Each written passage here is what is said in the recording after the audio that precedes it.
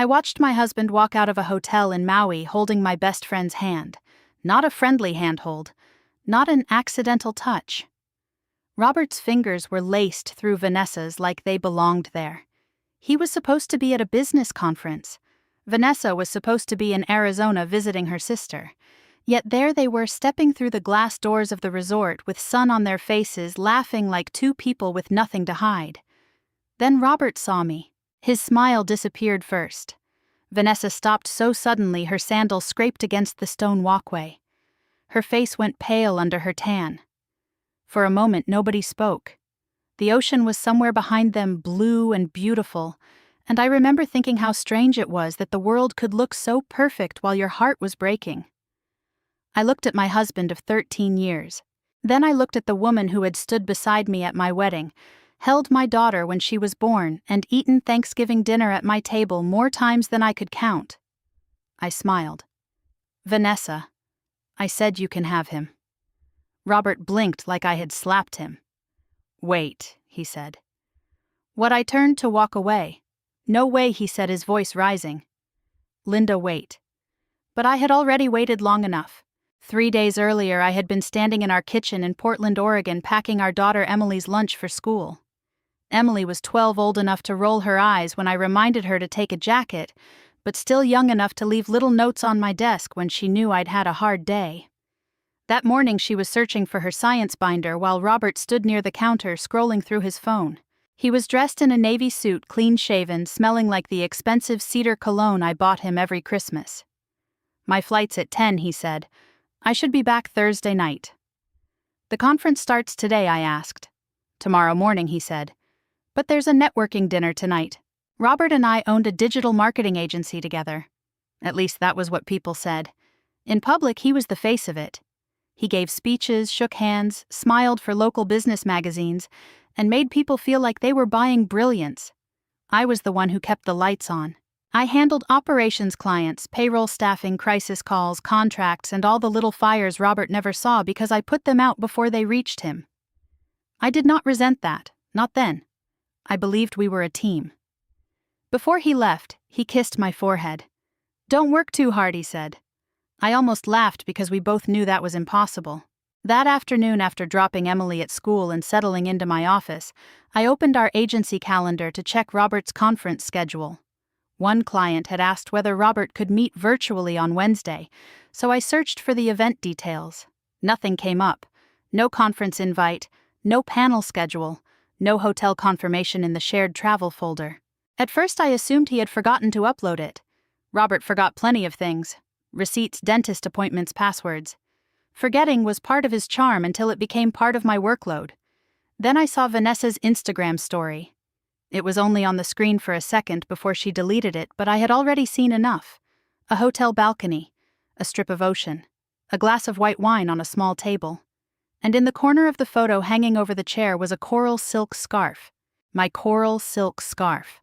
The one I had bought for Vanessa after her divorce because she said she needed something pretty to remind her she was still a woman and not just somebody's ex-wife. My fingers went cold. I told myself not to jump to conclusions. Women owned similar scarves. Hotels had balconies. Hawaii was full of tourists. But deep down, some quiet part of me already knew. I checked the company credit card. There it was. 2 round-trip tickets to Maui. 1 resort suite. Not a conference hotel. Not a business rate. Not one traveler. 2. I sat very still in my office while emails kept arriving, phones kept ringing, and the life I had built continued humming around me like nothing had happened. For 13 years I had believed in our marriage. Not a perfect marriage. Real marriages are not perfect. We had bills, arguments, sick kids, aging parents, deadlines, and ordinary disappointments. But I believed the foundation was solid. That day I learned a foundation can look solid right up until the floor opens beneath you. I did not call him. I did not call Vanessa. I called my mother and asked if Emily could spend 2 nights with her. I told her I had to handle something urgent for work. My mother heard something in my voice and did not ask questions. That night, after Emily was asleep at Grandma's, I booked a flight to Maui. On the plane I cried once. Quietly. into a napkin the flight attendant gave me with a cup of ginger ale. Then I wiped my face, looked out at the dark sky, and made myself a promise. I would not scream, I would not beg. I would not give either of them the satisfaction of watching me fall apart. By the time I reached the resort, the morning sun was bright over the palm trees. I waited near the entrance for almost an hour. Then the doors opened.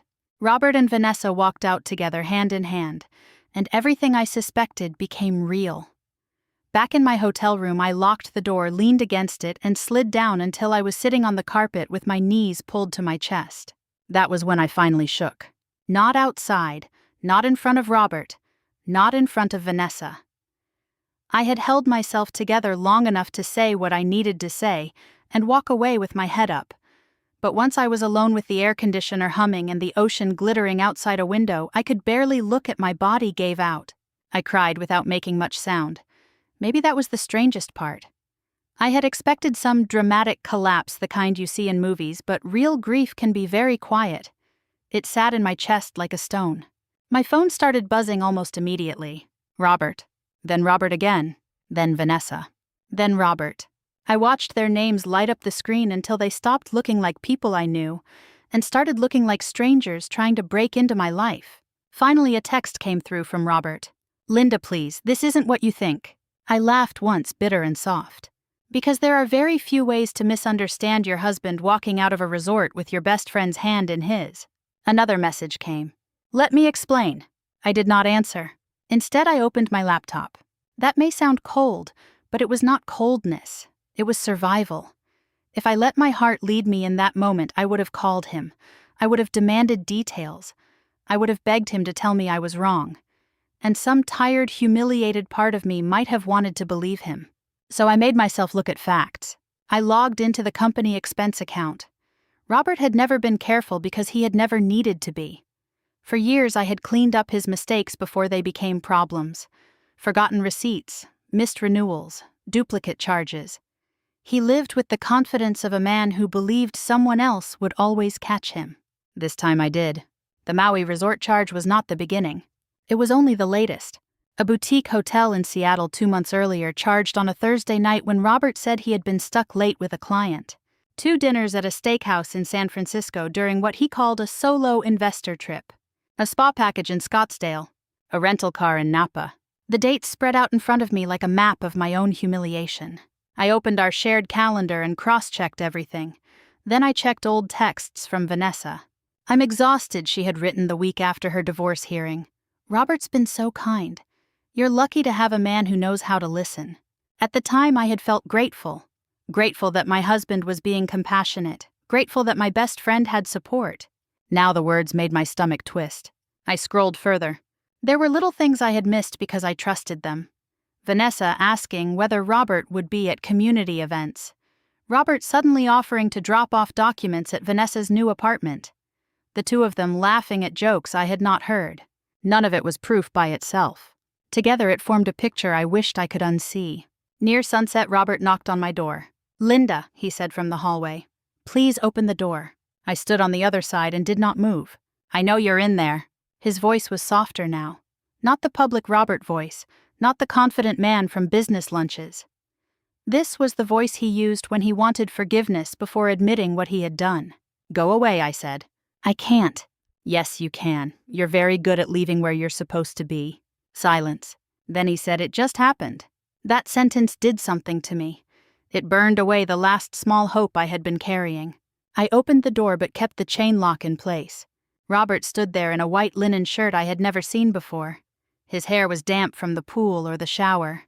Behind him at the far end of the hallway, Vanessa hovered near the elevator with sunglasses pushed up on her head, looking more annoyed than ashamed. "It just happened," I repeated. His eyes filled with panic. "I didn't mean it like that." "How long?" He rubbed his face. "Linda, how long, Robert?" He looked down. That was the answer before he ever said it. "Almost a year," he whispered. "Almost a year." I thought of Emily's birthday party, our anniversary dinner, Christmas morning, Vanessa helping me wrap presents while Robert sat 10 feet away drinking coffee. A whole year of them knowing what I did not. Vanessa stepped closer. "Linda, I never meant to hurt you." I looked past Robert at the woman who had known my favorite songs, my fears, my daughter's allergies, the password to my spare key box. "No," I said quietly. "You just meant to take what you wanted and hoped I'd never find out." Her face crumpled, but I did not feel sorry for her. Robert grabbed the doorframe. "Please, come home and we'll talk." I looked at him through that narrow opening. "I am coming home," I said, "but not with you."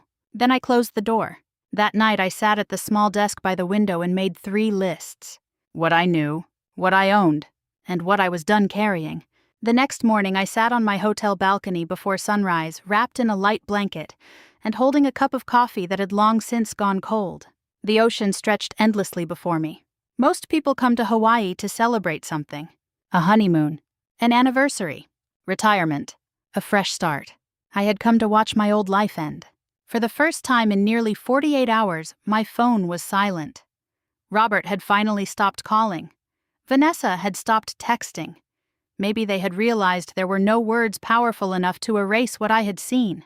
Or maybe they were busy comforting each other. That thought should have made me angry. Instead, it made me tired. I stared out at the water and found myself thinking about Vanessa, not the woman standing behind Robert outside that hotel. The girl I met when we were 19. We had been assigned to the same freshman orientation group at the University of Oregon. Vanessa was loud, funny, and fearless. She could start conversations with complete strangers and somehow leave them feeling like old friends. I was quieter, more organized, the kind of person who showed up early and brought extra pens. We balanced each other. At least that was what I always believed. For years we did everything together. We attended each other's weddings. We stood beside each other through pregnancies, miscarriages, career changes, and family illnesses. When Emily was born, Vanessa brought meals to my house every week for a month. When Vanessa's marriage started falling apart, she spent countless evenings sitting at my kitchen table while I listened to her cry. I had considered her family. That was what made the betrayal so difficult to understand. Because affairs happen. People make terrible decisions, but best friends, that kind of betrayal grows slowly. It requires hundreds of choices, hundreds of lies, hundreds of moments where someone could have stopped and didn't. The more I thought about it, the more memories began shifting into place. Little things. Things I had dismissed at the time. 3 years earlier, after a neighborhood barbecue, Vanessa had looked around our backyard and laughed. "You really have the perfect life, don't you?" At the time I thought she was complimenting me. Now I wasn't so sure. There had been other comments. Subtle ones. When Robert surprised me with tickets to a concert. When we celebrated our 10th anniversary. When our company moved into a larger office. Vanessa always smiled. But looking back, there was something else underneath those smiles. Something I had missed. Or perhaps something I never wanted to see. Later that afternoon, I received a message from an old mutual friend named Rachel. Rachel and Vanessa had once worked together. The message was short. "I heard what happened. Are you okay?" I called her. We spoke for nearly an hour. Toward the end of the conversation, Rachel hesitated. "There may be something you should know." My stomach tightened. "What?" Rachel sighed. "Vanessa has always compared herself to you." I didn't respond. "Linda, I don't mean normal comparison. I mean everything." "What are you talking about?" Rachel was quiet for several seconds. Then she said, "When you got engaged first, she talked about it for months." I frowned. "When you bought your house, she talked about it." "Everybody compares themselves sometimes." "Not like this." Rachel's voice softened. "When you started the company with Robert, she told me she felt like you always got the life she wanted." The words landed heavily, because suddenly dozens of small moments made sense. Not individually. Together. Like puzzle pieces finally finding their places. I remembered Vanessa asking endless questions about our finances. About our marriage. About Robert. About our vacations. At the time I thought she was simply interested. Friends share things. That's what friends do. But what if she hadn't been admiring my life? What if she'd been measuring herself against it? The thought followed me throughout the evening. By sunset, I found myself walking along the beach near the resort. Families were building sandcastles. Couples strolled hand in hand. Children chased waves. Normal life continued all around me. Meanwhile, my own life felt suspended between past and future. I didn't notice Robert until he called my name. "Linda." I turned. He stood several yards away, alone. For a second, neither of us spoke. Then he walked closer. "I just want to talk." I crossed my arms. "You've had a year to talk." Pain flashed across his face. "That's not fair." I almost laughed. "Not fair." His shoulders slumped. "I know I messed up. Messed up. As though he had forgotten an anniversary. As though this had been a scheduling conflict. Not a year of deception. He looked exhausted. For the first time since I arrived, I noticed something beneath his confidence. Fear. Not fear of losing Vanessa. Not fear of being caught. Fear of losing me. Unfortunately for him, that realization had arrived far too late. I don't know how this happened, he said quietly. I looked at him for a long moment. Then I said something that made him visibly flinch. Yes, you do. Silence. Because we both knew the truth. Affairs don't happen accidentally. They happen one choice at a time. One lie at a time. One betrayal at a time. I took a step back. I think what's bothering you most isn't that you hurt me. His face tightened. It's that you never thought I'd leave. His eyes widened slightly. And for the first time since I had arrived in Hawaii, I knew I was right.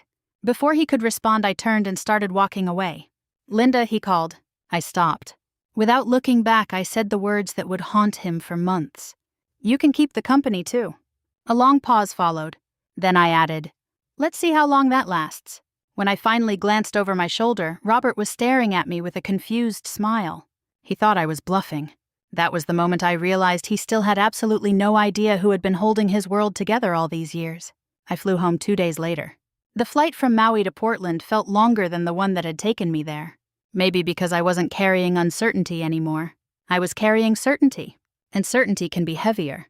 Emily met me at my mother's house after school. The moment she saw me, she wrapped her arms around my waist.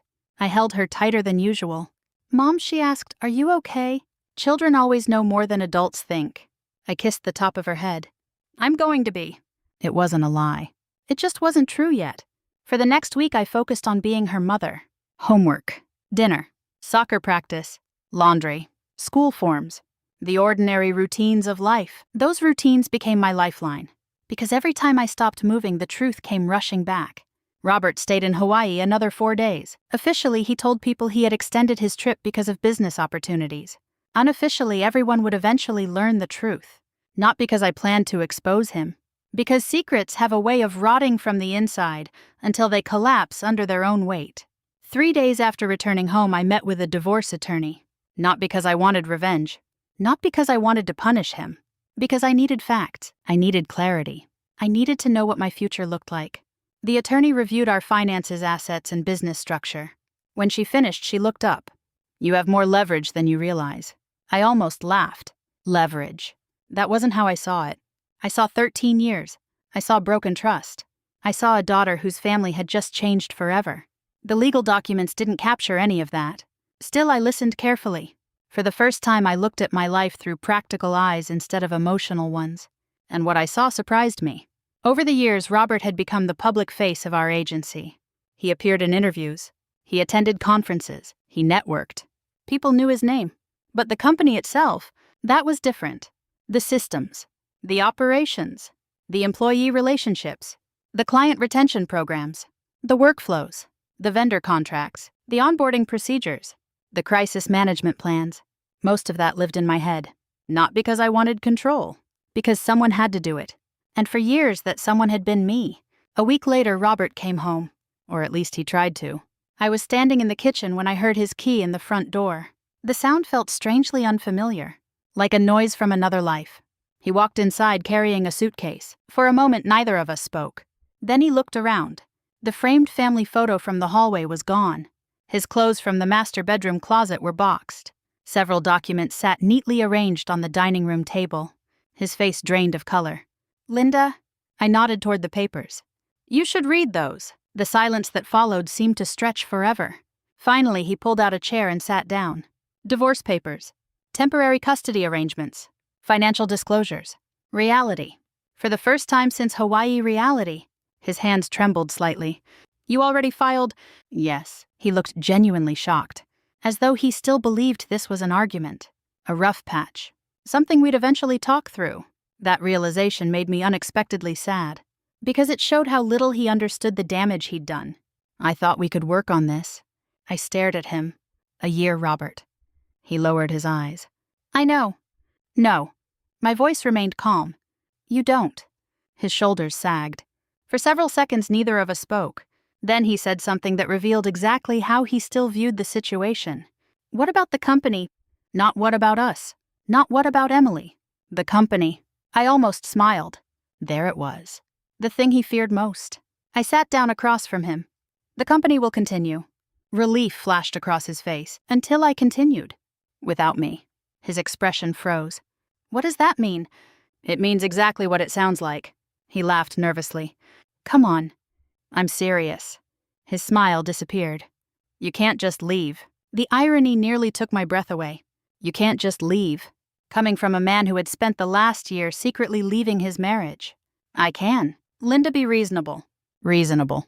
The word irritated me more than it should have, because being reasonable was exactly how I ended up carrying half his responsibilities for over a decade. I'm not destroying the company. Then why are you doing this? I looked directly at him. Because I'm tired. He frowned. Tired. Tired of fixing everything? For a moment, confusion crossed his face. Then something else. Recognition. A tiny glimpse of understanding. Not enough. But more than before. That evening, Robert left with his boxes. The house felt quieter afterward. Not happier. Not yet. Just quieter. A week later, he moved into Vanessa's townhouse. According to mutual friends, they seemed happy. Relieved. Excited. As though they had finally won the right to be together. I heard the rumors and let them pass. Because I was too busy learning how to sleep alone. Too busy helping Emily adjust. Too busy rebuilding parts of myself I had neglected for years. Meanwhile, at the office, small problems began appearing. Nothing dramatic. Nothing catastrophic. A delayed client proposal. A missed deadline. An employee dispute. The kinds of issues I normally solved before anyone noticed. This time I didn't.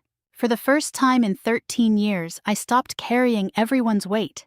And very slowly the cracks began to show. 3 months after I filed for divorce, I received a call from one of our oldest clients. Not former clients, current clients. At least they were still current clients at the time. Linda said Mark Jensen, owner of a regional home services company we'd worked with for nearly 8 years. Can I ask you something? Of course. There was hesitation in his voice.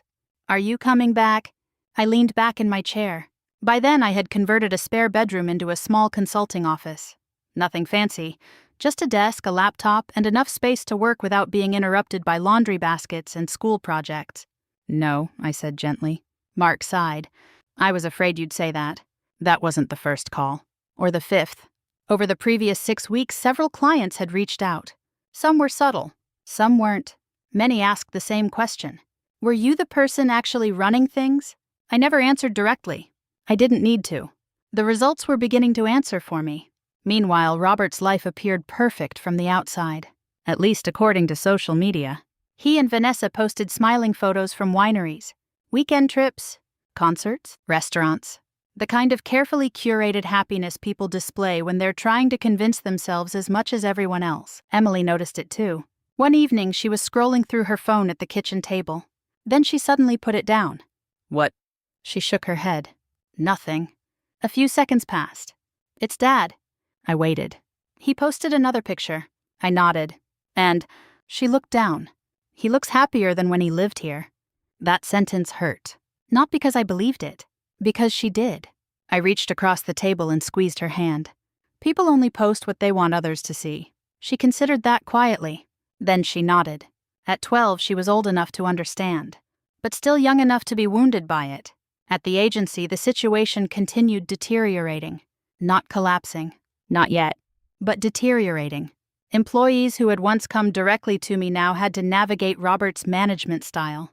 And Robert had never been particularly interested in details. He liked vision, strategy, big ideas. Unfortunately, businesses don't survive on vision alone. They survive on execution.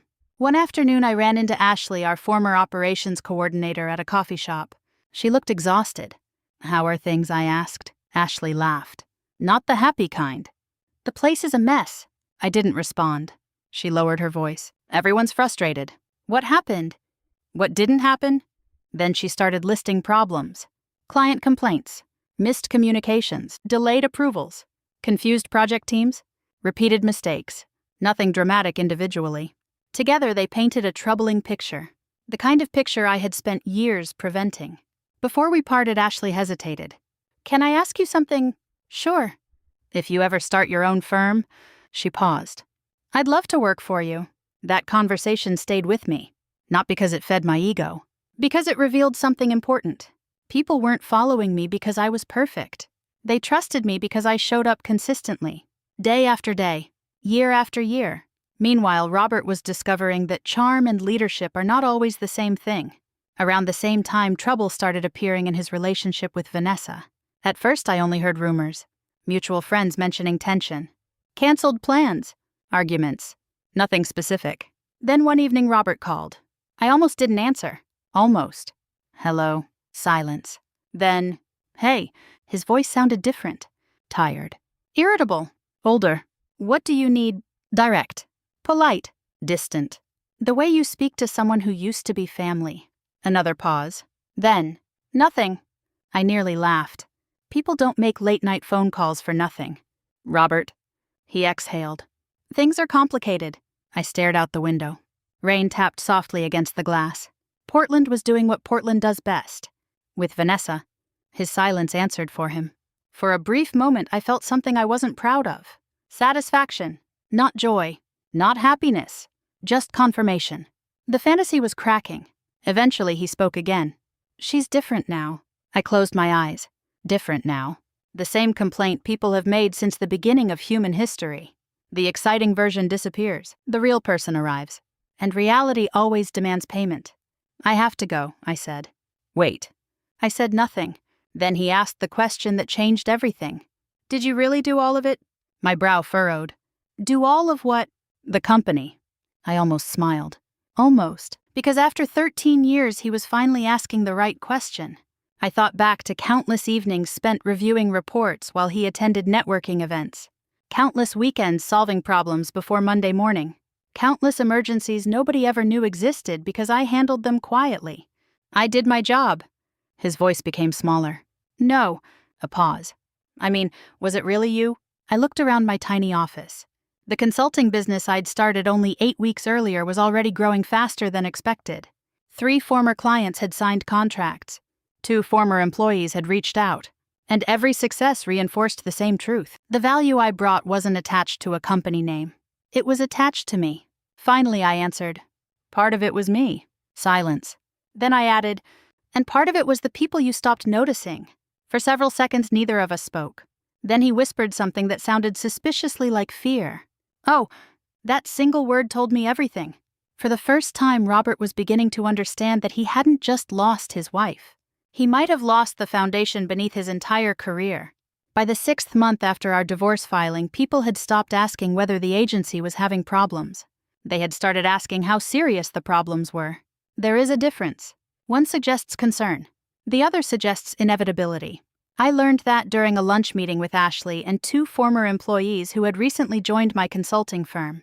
We were discussing a client project when Ashley casually mentioned another resignation at the agency. Then another. And another. I put down my fork. That many? Ashley nodded. Most people stayed longer than they wanted because they believed things would stabilize. And now, they don't. I looked out the restaurant window. Traffic moved slowly through downtown Portland. People hurried through the rain with umbrellas and coffee cups. Normal life. Ordinary life. The kind of life that continues whether your marriage survives or not. For a long moment I said nothing. Because despite everything, hearing about the agency still hurt. That company had once been my dream too. Not just Robert's. Mine. I remembered the tiny rented office where we started. The second-hand desks. The long nights. The years of uncertainty. I remembered bringing Emily to work as a toddler because daycare costs were too high. I remembered eating takeout at midnight while preparing presentations. I remembered believing Robert and I were building something together. Now that dream was collapsing. And part of me mourned it. Not because I wanted it back. Because it had once mattered. A few weeks later, Emily came home from a weekend visit with her father. She seemed quieter than usual. Not upset. Thoughtful. As we cleaned up dinner dishes together, she finally spoke. Dad and Vanessa argued. I stopped drying a plate. What happened? She shrugged. I don't know. Then she hesitated. They argue a lot. My heart tightened. Not for Robert. For Emily. Children shouldn't become observers of adult dysfunction. They both tried to act normal, she continued, but they weren't. I nodded. Sometimes that's all a parent can do. Just listen. Just make space. After Emily went upstairs, I sat alone in the kitchen for a while. The strange thing was that I no longer felt angry at Vanessa, or even at Robert. Not the way I once had. The anger had burned hot for months, then gradually it changed. First into sadness, then disappointment, then something quieter. Acceptance. That didn't mean I approved. It meant I was no longer carrying them around inside me every day. Around that same time, Robert called again. This time his voice sounded different. Not desperate. Defeated. "Can we meet?" I considered saying no. Instead, I agreed to coffee. A week later, we sat across from each other in a small cafe we used to visit years ago. The difference was startling. Robert looked older. Not dramatically. Just tired. The kind of tired that sleep doesn't fix. For a while, neither of us spoke. Finally, he broke the silence. "The agency may not survive." There it was. The truth. Spoken aloud. I stirred my coffee slowly. "I'm sorry to hear that, and surprisingly I meant it." His laugh was humorless. "I used to think you exaggerated everything you did." I raised an eyebrow. "That's a nice thing to say." He actually smiled. Briefly. Then it disappeared. "I thought I was carrying the company." The honesty caught me off guard. For years, Robert had protected his ego at all costs. Now the armor seemed gone. I was wrong. I looked at him carefully. Not because I wanted validation. Because I wanted to know whether he truly understood. "You weren't carrying it alone," I said. He nodded. "I know." For several moments he stared into his coffee. Then he said something I had never expected to hear. "I don't think I ever appreciated you." The words landed heavily. Not because they healed anything. Because they were true. And truth has a different weight than apologies. Eventually, I asked the question I had been avoiding. "What about Vanessa?" A long silence followed. Then he leaned back. "She moved out." I blinked. "When?" "Last month." I wasn't surprised. Still hearing it made everything feel strangely final. "What happened?" He laughed softly. Not because it was funny. Because he no longer knew how else to respond. "Reality." I said nothing. So he continued. "We thought we were in love." The irony wasn't lost on either of us. They had destroyed multiple lives for something they now described with uncertainty. His eyes dropped to the table. "Maybe we were in love with the escape." That answer felt closer to the truth. Because affairs often flourish in fantasy. Fantasy doesn't pay bills. Fantasy doesn't manage stress. Fantasy doesn't survive ordinary Tuesdays. Reality does. And reality had finally arrived. A few minutes later, Robert looked directly at me. For the first time since Hawaii, there was no defensiveness. No excuses. No attempts to shift blame. Just honesty. "I ruined everything." I studied his face, then slowly shook my head. "No." He frowned. "You made the choices." I paused. "But you didn't ruin everything." His expression softened. "Didn't I? I thought about Emily. About my growing business. About the friendships that had strengthened. About the peace I had slowly rebuilt." Then I answered. "You ruined what we had." A long silence followed. "But you didn't ruin me." For a moment his eyes filled with tears, and in that moment I realized something important. The man sitting across from me had finally lost everything he once took for granted. His marriage, his relationship, his company, his certainty. And for the first time in over a year, he understood exactly how it happened.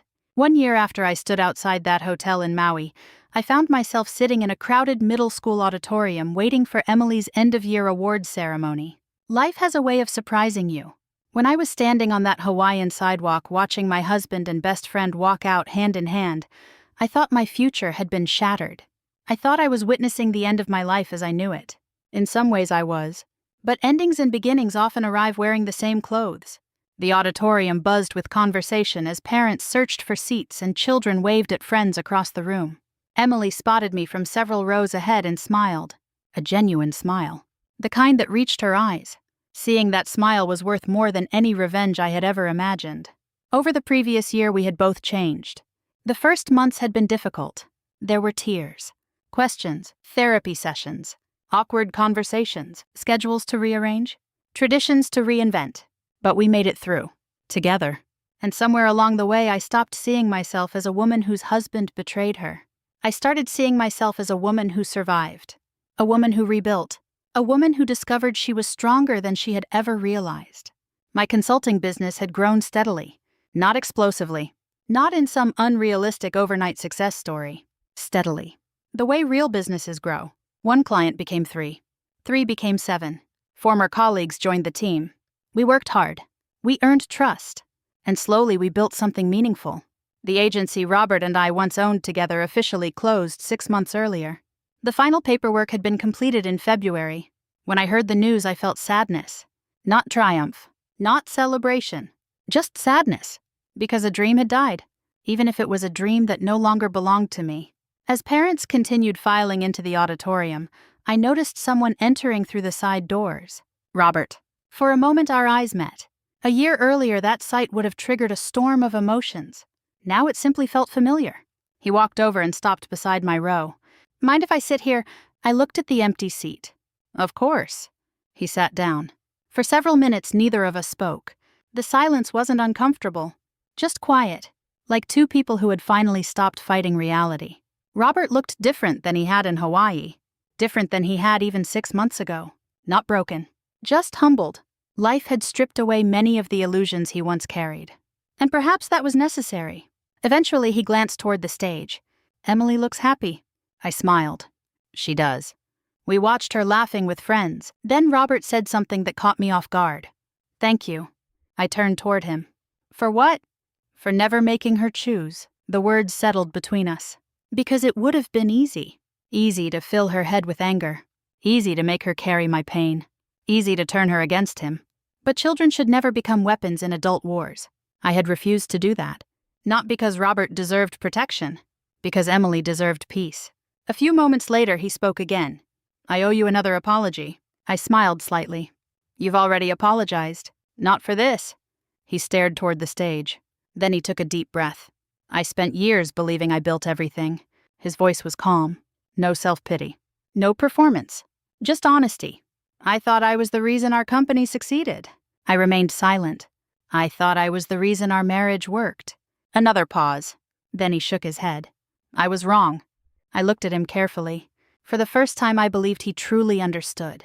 Not just what he lost. Why he lost it. His eyes remained fixed on the stage. I spent 13 years trying to build a life with someone extraordinary. My throat tightened. And then I threw it away. The old version of me would have needed those words. The woman standing in Hawaii. The woman crying alone in a hotel room. The woman staring at divorce papers. She would have desperately wanted validation. Proof. Acknowledgement. But healing changes things. By now I no longer needed him to understand. The fact that he finally did was simply a bonus. I reached over and gently squeezed his arm. Not as a wife. Not as a woman considering reconciliation. Just as a human being offering grace. We both learned something, I said. He nodded. Slowly. The ceremony began. Students crossed the stage one by one. Parents applauded. Teachers smiled. Ordinary moments. Beautiful moments. The kind people often overlook until life reminds them how precious they are. When Emily's name was called, both Robert and I stood to clap. And for a brief moment we looked at each other and smiled. Not because everything had been repaired. Some things never fully are. But because we had found a way forward. Different. Imperfect. Real. As I look back now, I no longer think about the day I caught my husband and my best friend in Hawaii as the worst day of my life. It was the day I finally saw the truth. And truth, painful as it can be, creates room for something new. If there's one lesson I hope you take from my story, it's this. Betrayal can break your heart, but it doesn't have to break your future. Sometimes the people who leave your life make room for the life you were always meant to have. And sometimes the greatest revenge isn't making someone suffer. It's building a life so full of peace that revenge no longer matters. If this story touched you, I'd love to hear your thoughts. Have you ever faced a betrayal that ultimately led you somewhere better? Share your experience in the comments. And if you enjoy stories about resilience, healing, and second chances, don't forget to subscribe and join us for the next journey.